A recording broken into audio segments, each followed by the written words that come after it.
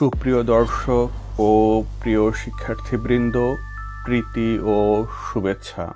জাতীয় বিশ্ববিদ্যালয়ের ভর্তি সহ বিভিন্ন নিয়োগ পরীক্ষায় গুরুত্বপূর্ণ একটি পাঠ হচ্ছে বাংলা ভাষা ও সাহিত্য। আর বাংলা ভাষা ও সাহিত্য কেন্দ্রিক মৌলিক কিছু বিষয়ের ধারাবাহিক পর্ব নিয়ে আসছি আমাদের সিলেবাস অ্যান্ড সাজেশনস ইউটিউব চ্যানেলে। আজ 10ম পর্ব। এ পর্বেও ধ্বনির পরিবর্তন নিয়ে কথা বলবো। তো চলুন মূল পাঠে যাওয়া যাক। আদি ব্যঞ্জন লোপ কাকে বলে? মূল শব্দের আদিতে কোনো ব্যঞ্জন ধ্বনি লোপ পাওয়াকে আদি ব্যঞ্জন লোপ বলে। যেমন রংপুর থেকে কি হচ্ছে অংপুর। আদি ব্যঞ্জন ছিল অন্তস্থ র, সেটি পরিবর্তিত হয়ে অ হয়ে গেল। যেমন গ্রাহক, গ্রাহকের আদিতে কি ছিল? র ছিল, র ফলা, সেটা গাহক হয়ে গেল। একইভাবে শ্রাবণ, শ্রাবণ হয়ে গেল। স্ফটিক, ফটিক হয়ে গেল। মধ্যব্যঞ্জন লোপ বা অন্তর্হতি কাকে বলে? ধ্বনি পরিবর্তনের ফলে মূল শব্দের মধ্যে কোনো ব্যঞ্জন ধ্বনি লোপ পাওয়াকে মধ্যব্যঞ্জন লোপ বলে। যেমন গোষ্ঠ, গোঠ মূর্ধন্য স লোপ হলো। মজদুর, মজুর, দ লোপ হয়ে গেল। দুগ্ধ, দুধ, একইভাবে ফাল্গুন, ফাগুন, ফলাহার, ফলার ইত্যাদি। অন্তব্যঞ্জন লোপ কাকে বলে? ধ্বনি পরিবর্তনের ফলে মূল শব্দের শেষে কোনো ব্যঞ্জন ধ্বনি লোপ পাওয়াকে অন্তব্যঞ্জন লোপ বলে। যেমন বৌদিদি, বৌদি, আলোক, আলো, ছোট কাকা, ছোটকা, ঝিনাইদহ, ঝিনাইদ ইত্যাদি। বিষমী ভবন কাকে বলে? শব্দের মধ্যে দুটি সমব্যঞ্জনের একটির পরিবর্তন হলে তাকে বিষমী ভবন বলে। যেমন শরীর, শরীর, সমবর্ণ ছিল অন্তস্থ র, আর এখান থেকে একটি অন্তস্থ র কি লতে পরিণত হলো। যেমন লাল, নাল হয়ে গেল। একইভাবে আরমারি, আলমারি, জরুরি, জরুলি, লাঙ্গল, নাঙ্গল।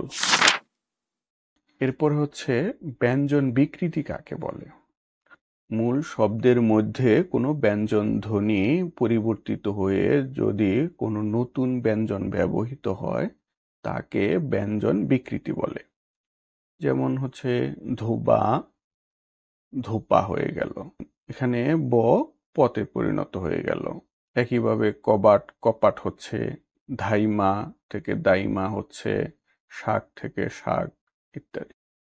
ধ্বনি বিপর্যয় কাকে বলে? উচ্চারণের সময় শব্দের কোনো কোনো ব্যঞ্জন ধ্বনি স্থান পরিবর্তন করলে তাকে ধ্বনি বিপর্যয় বলে। যেমন নকশা, নস্কা। তালব্য শেষে ছিল, এটা ক এর জায়গায় আসলো, ক তালব্য শ এর জায়গায় চলে গেল। একইভাবে কলমি হচ্ছে কমলি, পিশাচ তা হচ্ছে পিচাস, বাক্স হচ্ছে বাস্ক, রিক্সা, রিস্কা হচ্ছে, লাফ ফাল হয়ে যাচ্ছে, তলোয়ার, তরোয়াল হয়ে যাচ্ছে। অন্তস্থ রর জায়গায় ল চলে যাচ্ছে, ল এর জায়গায় অন্তস্থ র চলে আসছে। চাকরি, চারকি, লুকসান, লুস্কান, লুতুলা, লুতলুতা ইত্যাদি। সমীভবন কাকে বলে? উচ্চারণের সময় পাশাপাশি দুটি ব্যঞ্জন ধ্বনি একই রকম হয়ে যাওয়া বা একই রকম হয়ে যাওয়ার প্রবণতাকে সমীভবন বলে। সমীভবনকে ব্যঞ্জন সংগতিও বলা হয়। যেমন দুর্গা, দুগ্গা, জন্ম, জন্ম ইত্যাদি। পরাগত সমীভবন কাকে বলে? সমীভবন ঘটিত পরিবর্তনটি যদি, মানে হচ্ছে ওই যে সম হওয়ার যে প্রবণতা, সেটা এটি যদি প্রথম ধ্বনির ক্ষেত্রে ঘটে এবং প্রথম ধ্বনি পরের ধ্বনির মতো হয় তাকে পরাগত সমীভবন বলে। যেমন গল্প, এখানে পরের ধ্বনি আছে কি প, আর তার পূর্বের ধ্বনিটা হচ্ছে ল। এই ল প এর মতো হওয়াটাই হচ্ছে পরাগত সমীভবন। যেমন গল্প থেকে কি হচ্ছে গপ্প। তৎ প্লাস জন, এই খণ্ডত্ব জয়ের মতো হয়ে যাওয়াটা হচ্ছে পরাগত সমীভবন। যেমন তৎ প্লাস জন মিলে হচ্ছে কি তজ্জন। একইভাবে বদ প্লাস জাত বজ্জাত ইত্যাদি। এখানে পরেরটার মতো পূর্বেরটা হয়ে যাচ্ছে, এ কারণে এটাকে বলা হচ্ছে পরাগত সমীভবন। আর প্রগত সমীভবন কাকে বলে? সমীভবন ঘটিত পরিবর্তনটি যদি দ্বিতীয় ধ্বনির ক্ষেত্রে ঘটে এবং দ্বিতীয় ধ্বনি প্রথম ধ্বনির মতো হয় তাকে প্রগত সমীভবন বলে। যেমন এখানে চন্দনের মধ্যে দ পরের বর্ণ এবং দন্তন্য হচ্ছে পূর্বের বর্ণ। দ যদি দন্তন্যর মতো হয়ে যায় সেটাকেই আমরা বলবো প্রগত সমীভবন। এক্ষেত্রে তাই হয়েছে, চন্দন কি হচ্ছে চন্দন। একইভাবে পদ্মর ক্ষেত্রে শেষের মটা পূর্বের দয়ের মতো হচ্ছে, পদ্ম হয়ে যাচ্ছে। পক্ক পক্ক, চক্র চক্ক, লগ্ন লগ্গ ইত্যাদি। অনন্য সমীভবন কাকে বলে? এখানে অনন্য মানে হচ্ছে কিন্তু পরস্পর, অর্থাৎ সমীভবন ঘটিত পরিবর্তনটি যদি দুটি ব্যঞ্জন ধ্বনির ক্ষেত্রেই ঘটে তাকে অনন্য সমীভবন বলে।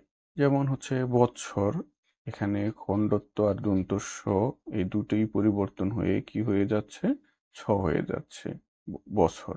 সত্য পরিবর্তন হয়ে স্বচ্ছ হচ্ছে, এটা অবশ্য পরে স্বরাগমের মাধ্যমে স্বচ্ছ থেকে সাচ্চা হয়। এরপরে আছে যেমন বিদ্যা বিদ্যা হচ্ছে, এইভাবে তৎ যখি তদ্বিক হচ্ছে। শূন্যীকরণ কাকে বলে?